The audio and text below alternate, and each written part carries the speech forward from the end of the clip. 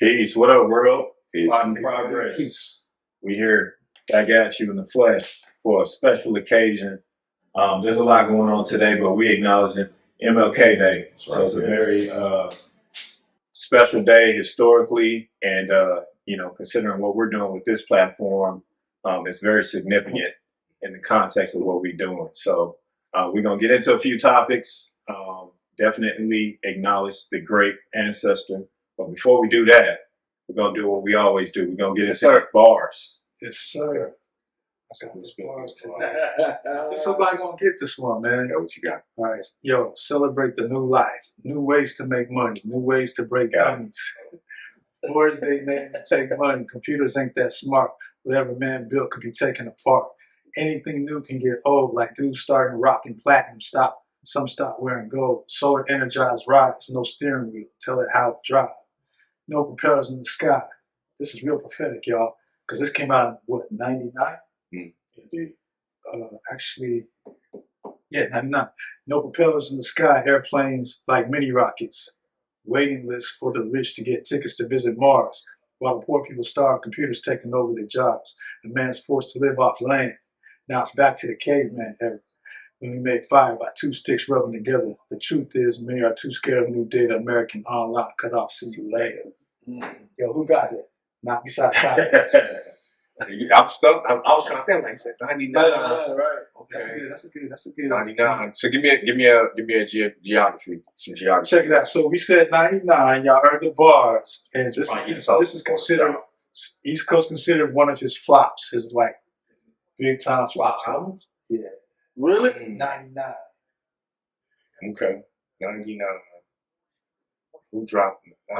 He dropped 99, but I don't think that's the Nas album. That don't sound like Nas. Is it Nas? It's not. Is it Nas? Nas, Nostradamus album. That's why The song is New World. Yes, New World. Everything you rapping about this shit came to pass. Yeah, that song was That's very crazy. That's crazy. That's right. And honestly, that album slept on to me.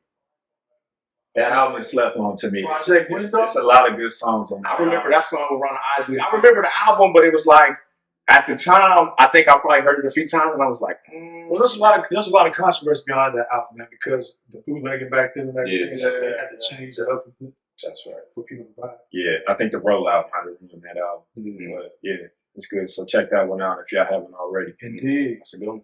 Great bars. So like we said, it's MLK Day. Let's get some reflections on MLK. How do y'all feel on a day like this and beyond this day, obviously considering his legacy, but when our ancestors brought up, what comes to mind? Man, so you know what shocked me, man, is that my 5-year-old daughter, when I started, I played a little bit of his speech earlier today, one of his speeches, right? And my 5-year-old daughter said that in school on the 15th, they actually, they did of course, we know the I Have a Dream speech.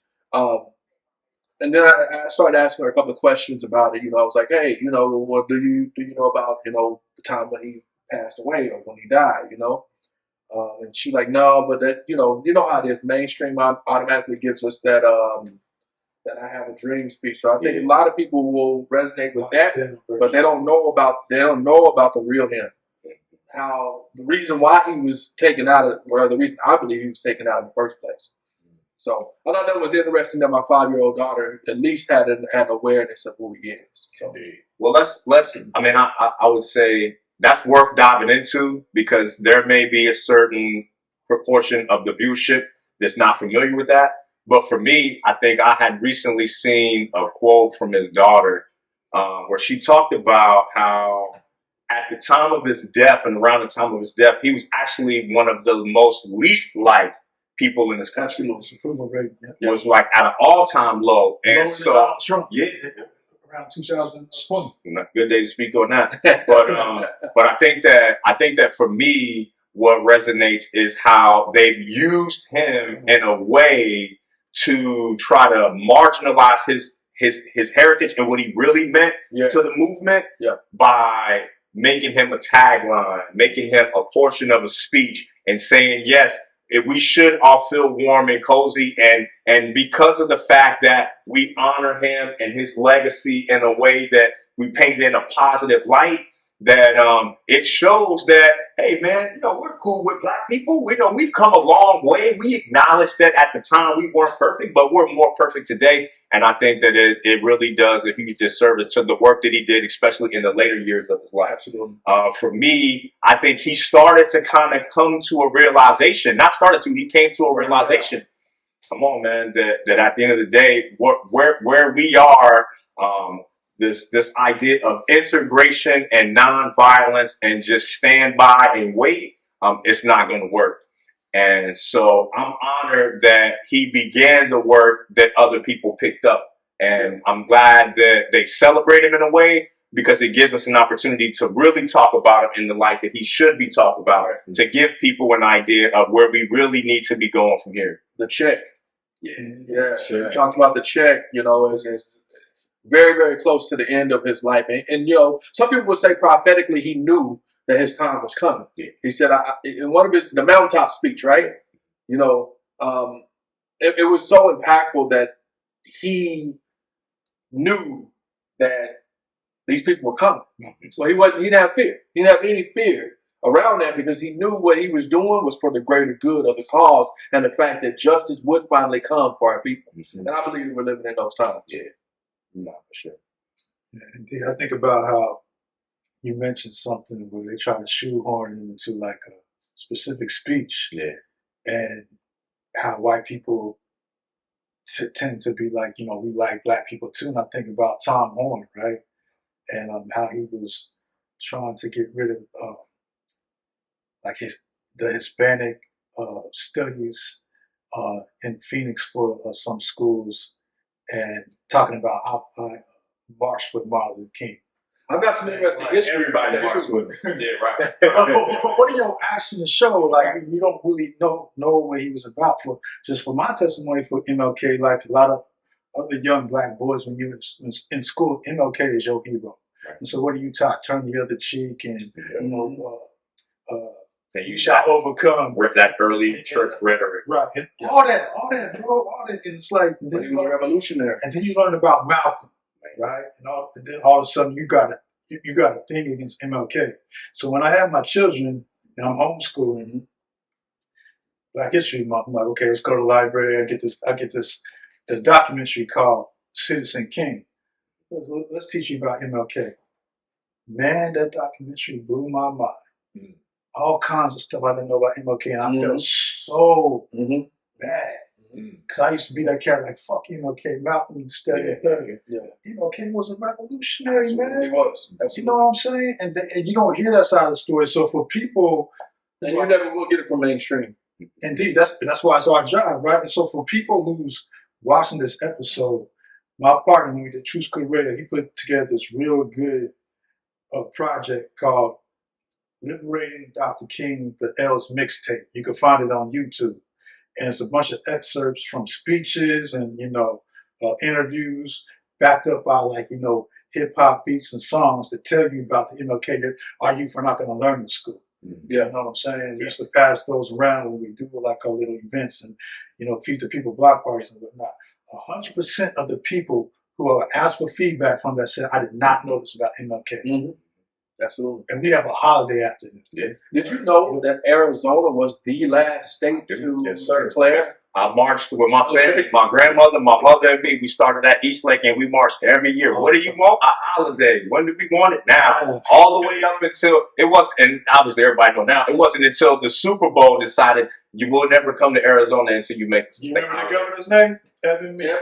Yeah. And correct me if I'm wrong, Public Enemy's song, by the time I got to Arizona, that's what that's about. Yeah. About Arizona being late. Even I remember it made it all the way to Martin. It made it all the way to Martin. Remember when the little kid was saying, like, I'm going to Arizona? It's like, hey, watch out for them, man. They still don't respect him. He made it do it. So, blowing up politicians in there and poisoning them up. irony, It was different. And that song is eerie. That song is dope. Like, if you haven't heard that, check it out. Yeah.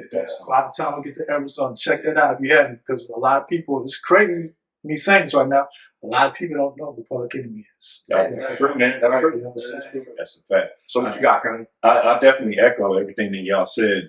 First thing that comes to mind, in addition to what y'all brought up, is just like the immense level of sacrifice that the man, you know, like, and not only him, obviously, various other ancestors, but that's a huge sacrifice to give for your people. Right.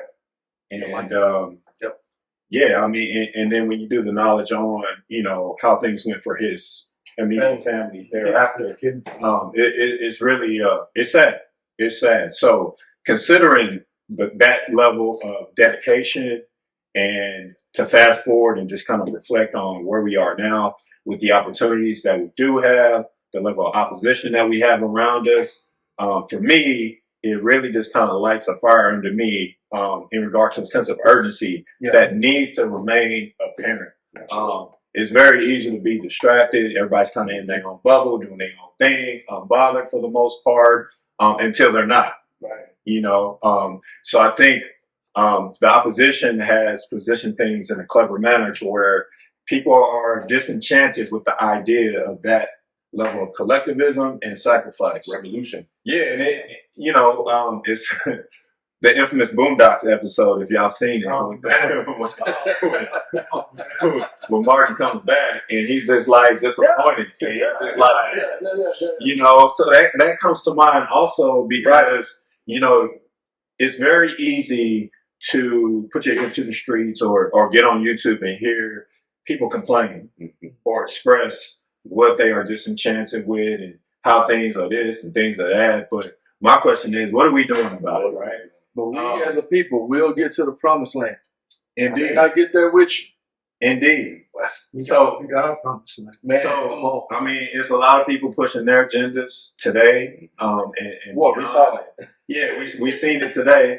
And yeah, people are disturbed, people are upset, which I understand. But from there needs to be a next step, right? Yeah. And I don't want people to lose sight of what devices we have available, what resources we have available to us.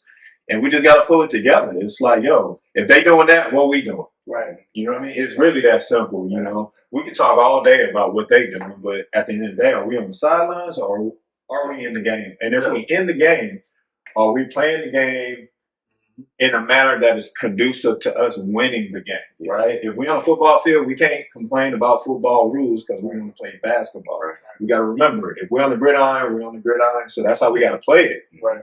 So, you know, ownership, intentionality, collectivism, getting with like-minded individuals, and just really being unapologetic about how you're moving and keeping you know, our future torchbearers in mind with every move that we make. No, for sure. I think one of the things I want to add to that is that what made it so easy at that time to quell the revolution is that it's like, hey man, you take out two of the biggest figures who are spearheading this revolution right around the same time, and then you kill that message.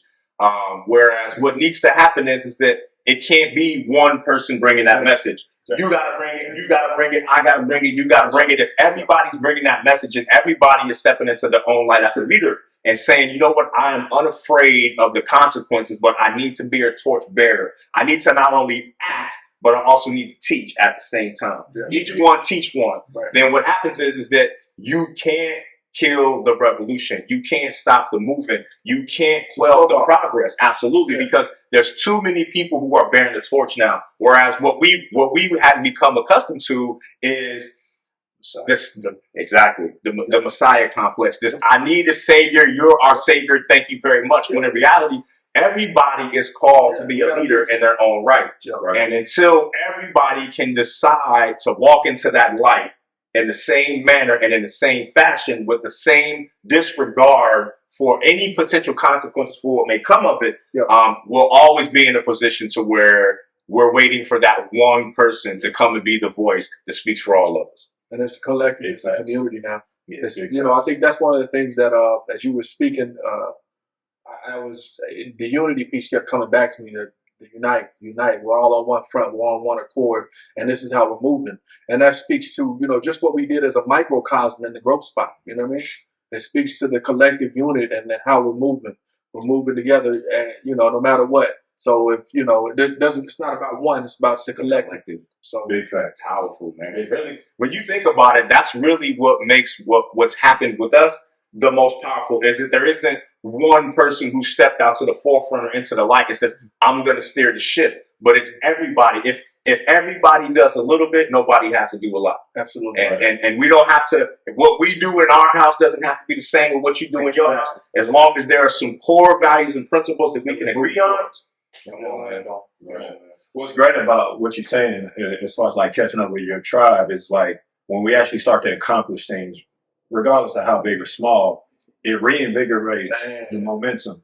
And then it reassures our bond and our trust in each other. Because like, okay, I can reference when my brother came through for me, or he had this great idea, and we were able to materialize that. So now it's become a journey, right? Yeah. So it's not just like a surface level, oh, we're gonna come together and do all this stuff and just look kind of cool. But now it's like a real, you can liken it to some of your more organic or day one relationships where you can track it out over time. And it's like, man, I didn't even realize, but like, for instance, I mean, pretty much over the past decade, we've been in the community doing things, right?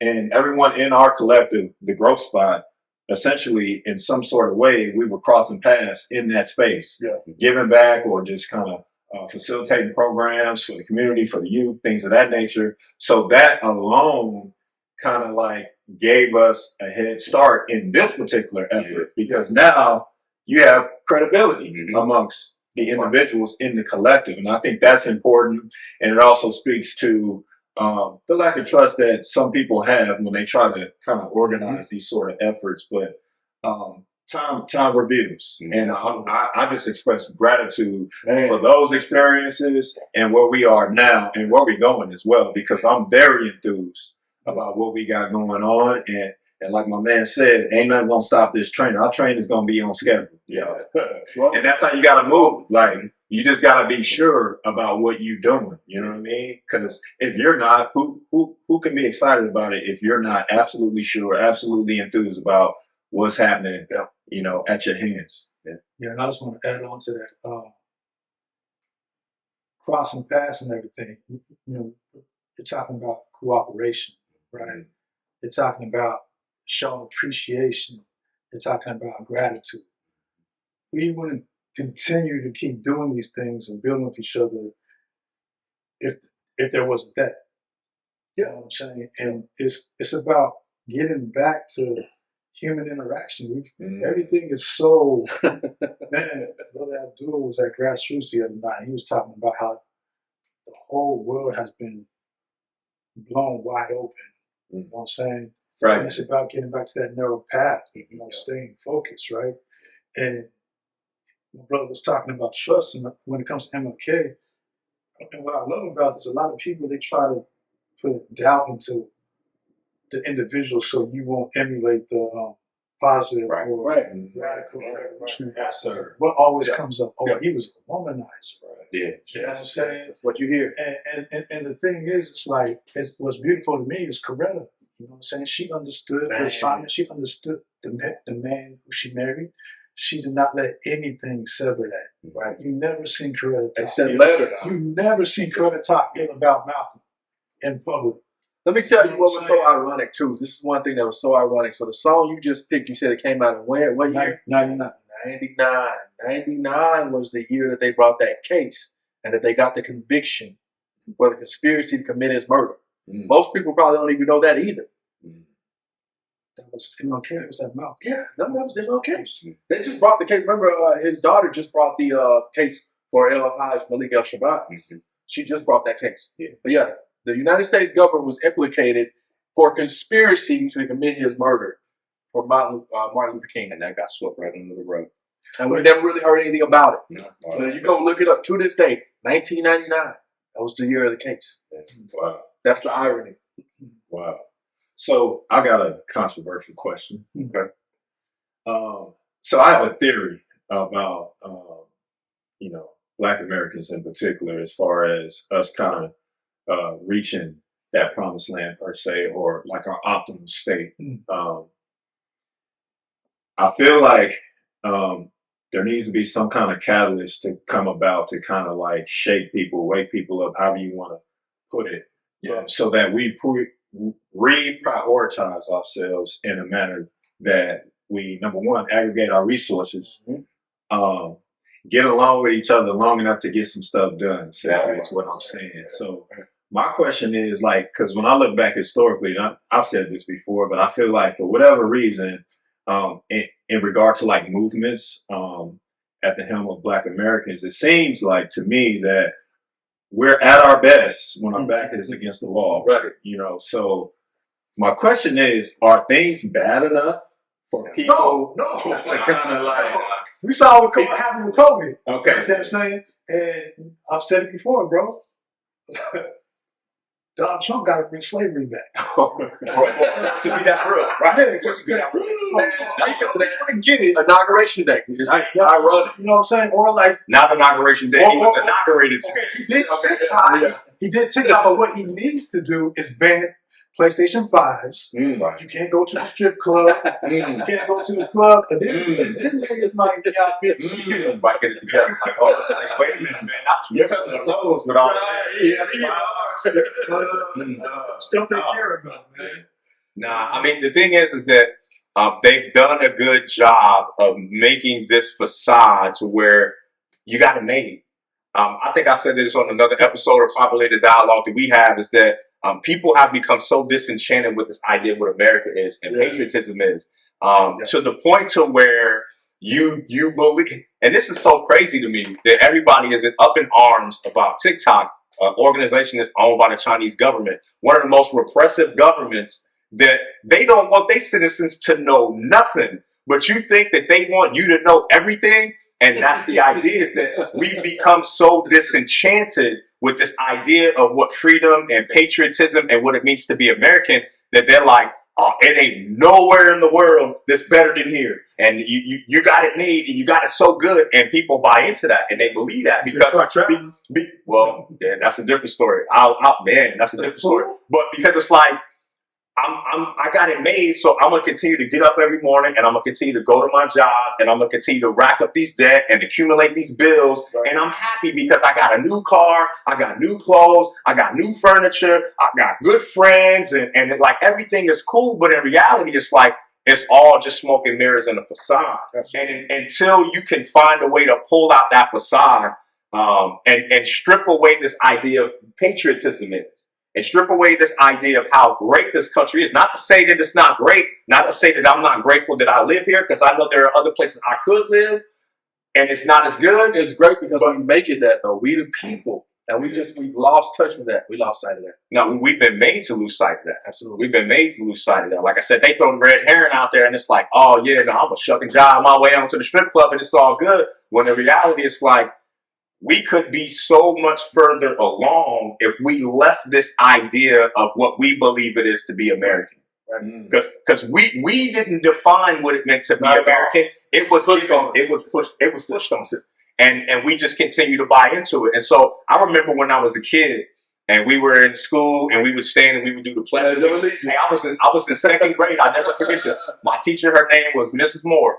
And I remember one day I was like, and the week before I went to a basketball game with my mom, and she sat down for the national anthem, and she was like, I'm not standing for this racist ass song. So the next week I go to school and I sit down for the national anthem, and she's like, why would you do that? Yeah. My teacher said, don't you know that in China they make their kids stand outside for 3 hours and listen to their national anthem and all of this propaganda and all this news? You should be glad that you get a chance to stand before us and put your hand on your heart and praise this flag for everything that it means. And at the time, I was like, I don't want to stand outside for 3 hours in the cold. You stand up and be proud about this. And that's how we get. That's the indoctrination. That's the propaganda. It starts at an early age. You know, one of the last arguments that I have on Facebook. For those that know me, I don't really argue. One of the last arguments that I had on Facebook was with one of my old teachers because I made a post about that exact thing. I said, you know, the reality is, and it was something like this. The reality is that those who were making us our teachers back in the day and were making us do the Pledge of Allegiance, they knew when they were doing that we were never going to be able to fulfill that Pledge of Allegiance, that we were never going to be one nation under God, indivisible with liberty and justice for all. And she came she was hot as a firecracker. I could tell it. I said, look, don't shoot the messenger. Right. I understand it, but please point out to me what I said was false. Come on, man. Mm-hmm. You know, that's the reality. But it goes back to the indoctrination. It starts at a young age with us. And I think that as a people, collective body, we've got to re-educate ourselves. Re-educate ourselves about who we really are. Because the real value in America lies within the we the people. Yeah. We just lost sight of we the people. The thing is that real quick, like going back to MLK, this whole, they just continuously, repetitively put out this one portion of the I Have a Dream, when young black and young white children be together, play together. And it's like, not to say that that's a bad thing, but in a country, that's where we get enamored with this idea of, well, look, I mean, I walk down the street, I'm not called a nigger every day, I'm not being lynched every day, they're not burning swastikas in my front yard every day, so it's cool, like everything is good, when in reality it's like, they lynch in my mind, they lynch in my pockets every single day. Not that part. That part. It makes me think about when we had Ace on our show.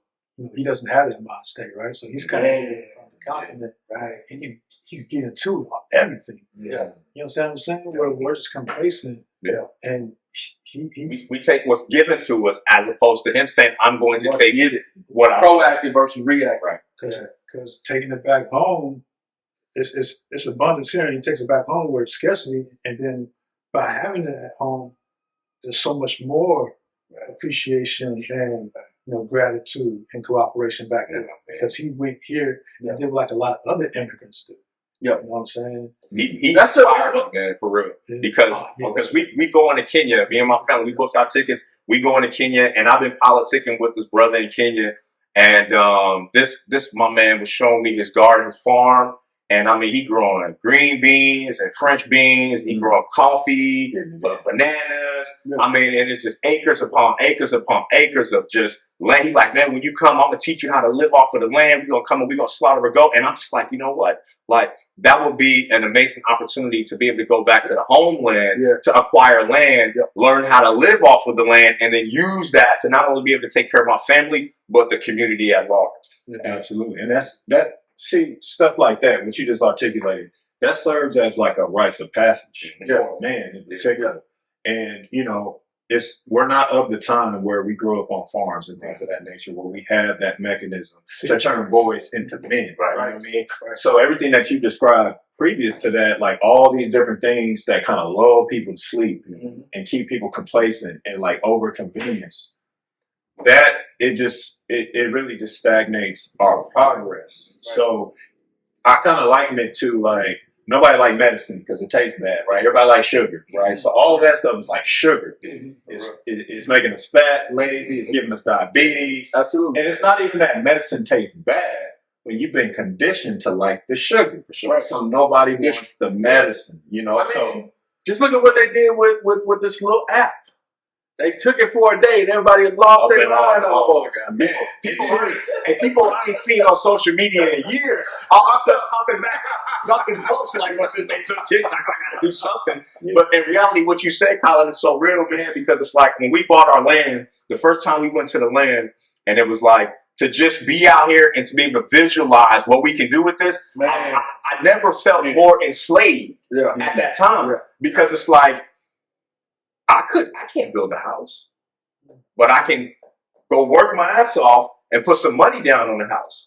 Right. I can't grow nothing, but I can go to the store and I can spend my bread to a grocery store. It's really trying to kill me. And it's like I never at any point in time felt more enslaved. And I felt like that was the idea, is you can't have archaic slavery anymore. You can have modern day slavery where I'm gonna give you this sugar. Shout out to the podcast. Yes. Hey, I'm gonna give you this sugar, and I'm gonna just make things so sweet to where, yeah, man, I'm gonna give you this house and I'm gonna give you this car and I'm gonna put these grocery stores and I'm gonna put all of these things that are gonna rob you of your true independence. Yeah, So that you can just sit back, It's get like- fat, and be lazy. Yeah. But more than be lazy, you can be dependent on the system. That's why so many people in this country killing themselves, because they realize that I'm so entangled in debt and responsibilities. Yeah. Like, I can't quit. I could want to start a business, but I can't, because if I quit my job today, Yeah. how am I? All I'm thinking of, how am I going to pay this? How am I going to pay that? How am I going to be able to do this? How am I going to take care of that?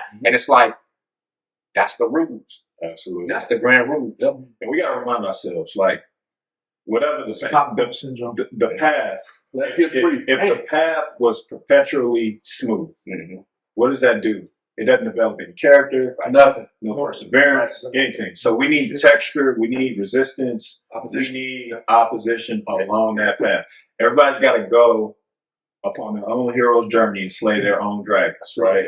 Everybody's got to do that. So when I asked the question earlier, are things bad enough? No. I think a lot of what is out there in terms of like opposition and the challenges that have presented themselves, I think it's like a necessary evil, if you want to use the term evil. I think it's a necessary energy that is also divine, because it's there for us to overcome. I think we're getting there though. I think we're getting close to that point. I think we haven't hit that yet, but I think we're getting close. You have a lot of movements for sure. It's balance to the equation that always needs to exist, coexist, both of those energies. Yeah, it's like I always go back to, nothing's good or bad. That's there for a reason. Yes. You know what I mean? Right. So now it's like, Ultimate there, destination. so what is that telling me to do? That's Exactly. That's like, somebody injures himself. What does that tell me? Do I got to heal the injury? You know what I mean? It's like, Yeah, but if you don't understand. Well, that's the problem. I think that's the real problem. The real key is that we don't realize that especially us as a people, as a collective, we don't realize that. Yeah. And when you don't realize that you're sick and that you need healing, you just go off and life, before you know it, life has passed you by. And you're like, man, what was my real purpose? What was my intent? You know what I mean? That's the worst thing is regret. You know what I'm saying? Can't turn that clock backwards. You know what I mean? But when y'all took the first trip, I wasn't there, but when I was first there, I remember Prondo asked me, like, so what do you think? How do you feel, Chu? And I didn't know what to say, because it's like, this is the dream right here, but like, I didn't feel enslaved, but I felt like, God damn, man, I don't know how to do shit. You know what I'm saying? My elders, they did all this. Instinctual. And it kind of like, self-accountability, man, is number one, but it kind of made me upset at then, because it's like, how come y'all don't teach me none of this? That was by design, right? So it's like you enslave them, and then you realize that there's two things that make a slave dangerous, right? It's the giving him the acquiring knowledge of what they do, because if I take the knowledge of what you know, I know everything else. I know how to live off of the land. I know how to survive in the elements. I know how to build civilizations from scratch without the use of other human labor. And then the second thing is that freedom. So if you give them the illusion of freedom and say that, you know what, we will integrate you into our society. Right. Then it's like, okay, cool. Now we don't have to toil. We don't have to sweat. We don't have to work hard. We don't have to build and create. Right. Come on, man. So they took that away by process of assimilation, saying, hey, man, if you just come join us and be like us, want to be like, aspire to be like us. Like, I'm not out here in the field. Why should you be out in the field? Come on in this house. Let me show you what it's like. Right. And you can be just like me. You take that away, now there is nothing to pass down to you, because how many generations are we removed from ancestors who knew how to do every single thing off of the land? We're so far removed from that it's like... And we see it with this digital age. And we see it with the revolution that we're in right now, because I remember when I was young, and I'm so grateful. I'm so thankful that my grandfather always had me with him. Like that, he took me places. And he showed me stuff, because that's what allowed me to really tap into my inner creator, if that makes sense. Because I saw him go out there and plow the ground, and then the ground produce, this big harvest. And he was able to provide to everybody in the community, whoever wanted a bushel of this, or they needed some of this, he had that to provide. So I saw that. you know, the mechanic thing. He worked on cars. I saw all of those things. But today's society, what do they want you to do? They want you to be involved with the device. That's it. That's it.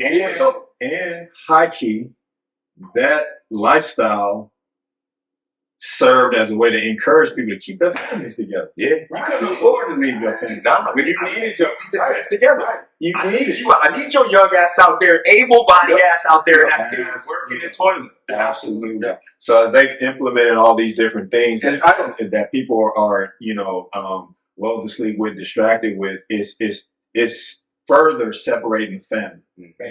Further separating. And you could be in physical proximity of your family, and we all know this. Your child could be in the house with you, but separated. Yeah.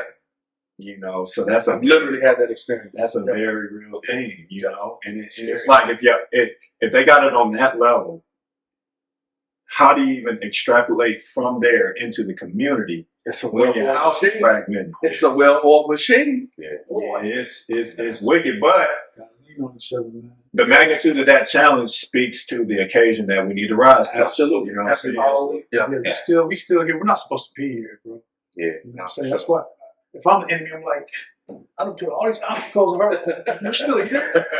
Hey, you're right. It was crazy. I would probably mess this up, man. But my sister, she was telling me about this book that she read, and it was essentially they were talking about like when one of us enters into a corporate space with white folks.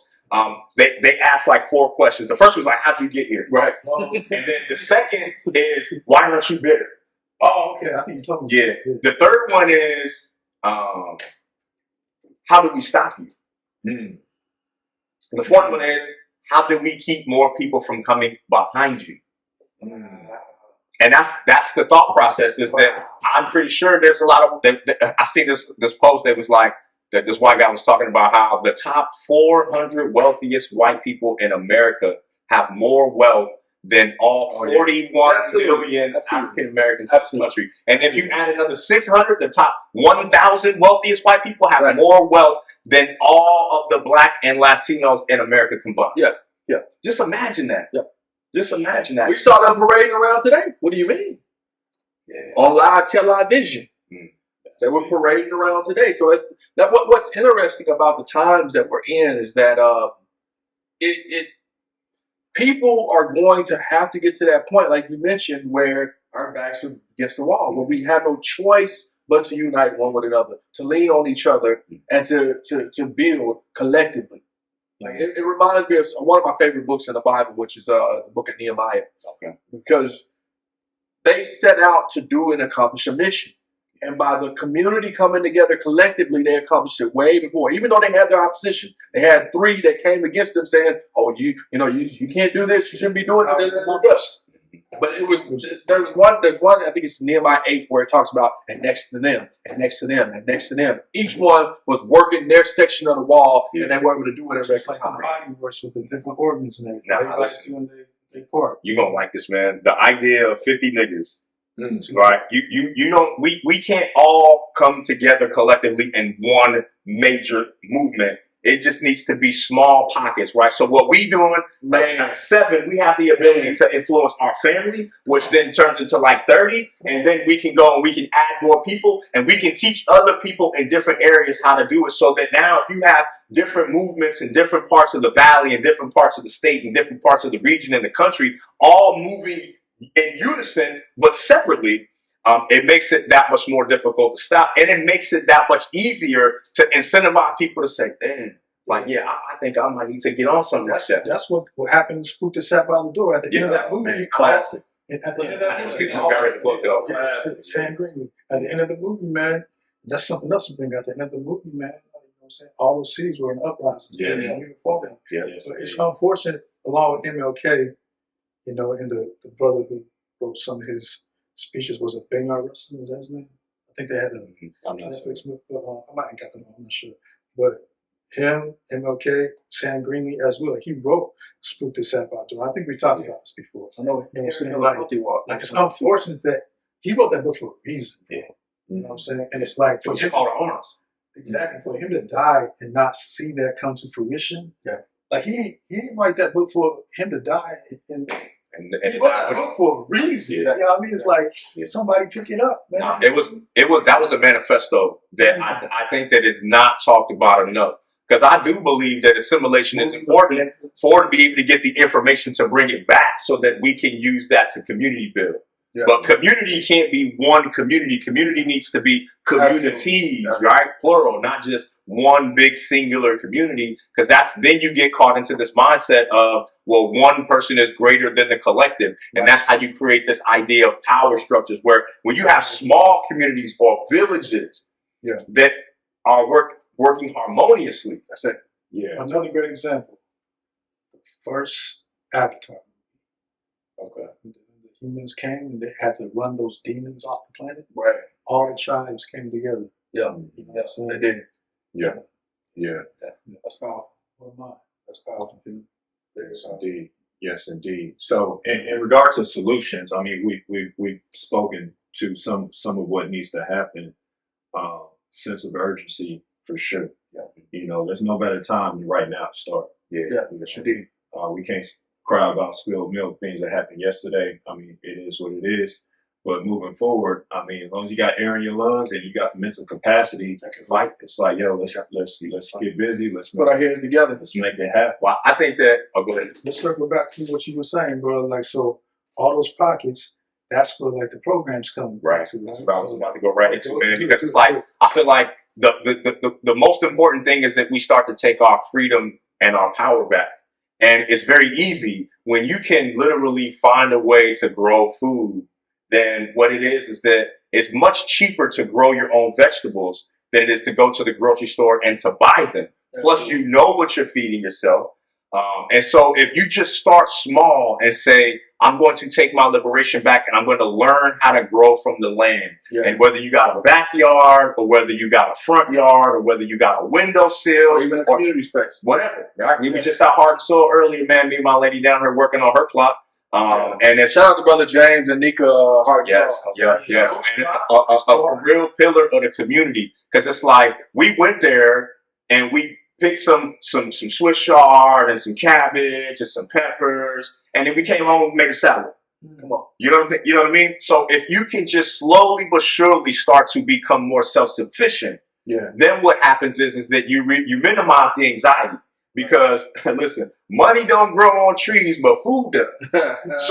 So as long as I can know how to feed myself, the threat of, oh my God, I can't stop doing what I'm doing. I gotta always be constantly in motion, right? So these programs that we have to get it out of the mud, where we're going to be teaching people how to grow food right where you live, how to compost right where you live, I think it's powerful because you empower people to be self-sufficient and take your life into your own hands. March 30th. That's the first episode of that. Before we do that, we also have in February, we've got the Go-Bag training. That's going to be February 23rd. So y'all be on the lookout for that. Man, and we've been talking about this the whole time.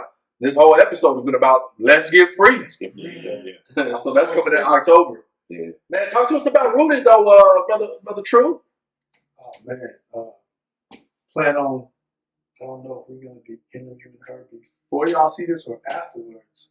But Bria Baker, I got a chance to meet her a few months ago. Rooted deals with, you know what I'm saying, displacement from original people on their land and how they got, you know, tricked and bamboozled and everything, because they know that without a foundation, you know, you can't grow anything. When I talk about the foundation, I'm talking about the earth and just the methods and what not they did to displace us, man. You know what I'm saying? So, you know, I say it all the time. What we have, that's what we're fighting for. Yeah, man. That's what we're dying for. Yeah. The you know, the things that we dying for now. You know what I'm saying? Like a fucking color, a street name that you don't own. Something you know what I'm saying? When you got when you got 40 acres, you can build your own streets. Jay-Z said that, right? You understand what I'm saying? You can build your own streets, man, and you ain't got to worry about no freaking gangs because it's your community. You're the one raising the village and whatnot, you know what I'm saying? You're the government. But That's what I'm you're saying. you're learning how to be self-sufficient. That's the most important thing, so that you don't have to be Exactly. Not reliant dependent on nobody else. Man. Exactly. That's the whole thing. That's the way It's got to come back to the land and soil. At the end of the day, it's got to come back to the land and soil. Yeah, that's got to be the most valuable resource that Well, exists. Indeed. Speak on it. Indeed. Our most valuable resource is each other. Well, no, fact. Yeah, that's what we forgot. Yeah. You know what I'm saying? Right. Because without us, the land won't even get touched. Yeah, You know what I'm saying? So I think it's the most like profound demonstration of humility, patience. Right, you got to be patient with the land. Yeah. Perseverance. Yeah. You got to persevere the elements and all the different challenges. strategizing, Strategizing, thinking, organization, Creativity. creativity, and manhood also. You know, all things that technology has stripped away from us. So when you Problem solving, man. so when you talk about coming full circle, like that's what happens is that I understand that we're not gonna go back in time unless nuclear strikes forced us back to the Stone Ages. Yeah. But in reality is that incrementally we need to find a way to how to scale back out of this technological push that we are and just come back to the beginning, the essence of it all, which is how did we once survive without all this stuff? Right. Yeah. If you go out and you interview 100 people in modern society, and you say, well, what was life like 1,000 years? They'd be like, I don't know. I mean, I they was was living in caves. You know what I Man, mean? who cares about that? Like, I got my smartphone, man. Yeah. But it's like, well, what would you do without your smarphone? Right. You know, and I think that there has to be a certain measure of, we got to kind of scale it back a little bit. Technology is here. AI is here. Yeah. These things aren't going anywhere. So you need to be able to get in and out of the matrix and be able to do both. But I think it's important that you need to know how to do both. You need to know how to utilize what's here today while at the same time being able to still channel your inner ancestors and say, I'm going to go back to a time of yesterday and be able to do what they did at the same rate. Definitely got to hedge your investment into the digital world, like as far as like your attention, because your attention is really like a spiritual currency. That's how I see it. So you don't want to over-index either way. You know, you got to like the brother said, you got to be well balanced, and that's only going to put you in a better position.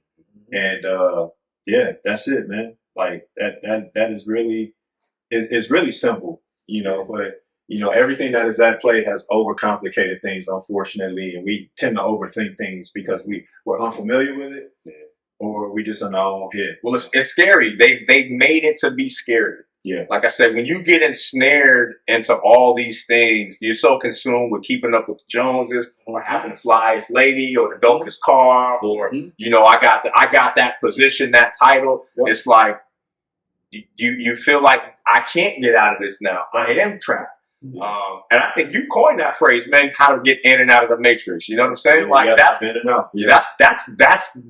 true, that should be the true dream. It's like, I can exist here, but I don't got to live here. Exactly. You know what I mean? I can thrive here, but I don't have to only be able to survive there. I can survive literally. I used to always say, man, I mean, you can put me anywhere and I'll survive. Right. But up until like maybe like 3 years ago, I realized, man, that's a lot. Because if you drop me in North St. John, you know what I'm saying?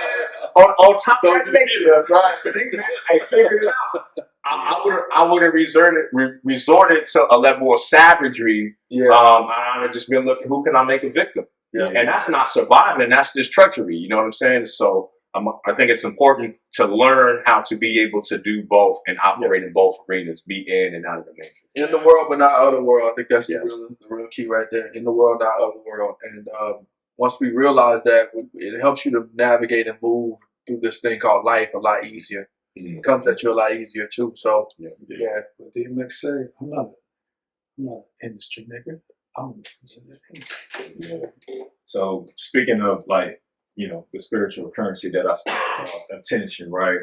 Be careful where you put your attention, but make sure you pay attention to the growth spot, spot in progress platform, because we got a lot of great information and also demonstration. We're not just talking; we're actually showing you. We're getting things accomplished, and you know, with the people that follow and listen and contribute to what we're doing, Yeah. We're intentional about keeping this an equitable exchange of positive energy. The brother spoke to a lot of the programs that we got coming up for the calendar year, so just be attentive to that. Just great things to equip you to put you in a better position. Yeah, man, and people have been asking this question quite a bit, man. How can we get involved? You know, how can we, tap in on what you guys are doing? We love what you're doing. We appreciate what you're doing, man. Visit the website, thegrowspot.org, man. We've got an option on there. If you click on the menu button, we've got an option there to donate to help support our mission and support our cause. We are continuing to do great works out on the land. You guys can see the videos and see a lot of the efforts that we've collectively ventured into. So just continue to help support us in that area. And I would say, more importantly, start to build with people that are in your area, in your locale as well. Start that process. Support people that are doing things like we're doing. You know what I mean? Pouring back, giving a legacy. Start supporting those things. You know what you didn't mention as far as the upcoming calendar, man, is Legacy Camp 2025. You want to talk about being able to pour into community. It starts with the youth.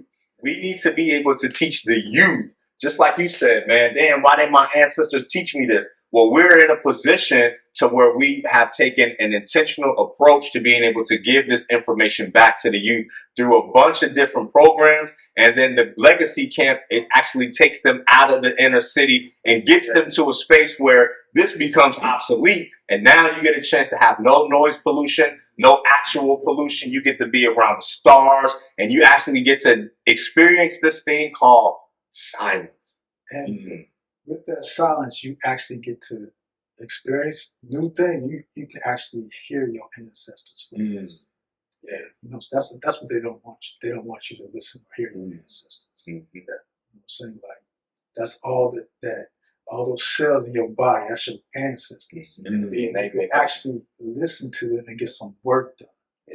You know what I'm saying? That's what they want you to do. They don't want you to be sitting in the cubicle working 40 hours a week plus overtime. Just to try to make it. That's not what they died. That's not what they died. Not sure, man. But you know what? This is a device that's designed to disconnect you from your ancestors. Indeed. Because it's like if I'm focused on this device 10, 12, 14 hours a day, I don't have the ability to sit still and be silent and hear my ancestors talking and calling out to me, telling me, hey man, push on. You mentioned the website. I'm talking about the new platform that we just launched. Before we do that, though, I have to talk about this, though. May 24th through 26th. That's the next Legacy Camp. So that's the date. My bad. Go ahead. Yeah. Oh, so we're also on Fanbase. Yes, sir. Black owned, baby. It's about time. Black owned social media. Black owned social media platform. If you're not familiar, check it out. Fanbase, spearheaded by Isaac Hayes III. That's right. So he's pushing that. They're gaining traction. So there's a lot of new accounts such as ours available there. So I highly encourage you to go check it out, start an account, follow us there, of course. And let's just continue this exchange of positive energy moving forward. And interact with us, man. Don't just hit the subscribe button. Don't just hit the like button. Drop us comments. Man. Talk to us, man. Tell us what you think about the show. Shoot, we don't know everything. We don't know anything about this stuff. Absolutely. Or give us some feedback. What do you want to hear from us? What are some topics that you want to hear us talk about? Or what are some type of guests? What industry would you like us to be pulling guests from so that they can come and be a feature on the show? This is an interactive platform. So we have the ability to talk to you, but we also have the ability to have you talking to us. Yeah. Yes, sir. It's a collective, man. So yeah, here at the Growth Spot, we're unified in action to build and protect a fruitful legacy of love, equity, growth, ancestry, cooperation, and yield. Ooh, my boy. Peace. Peace.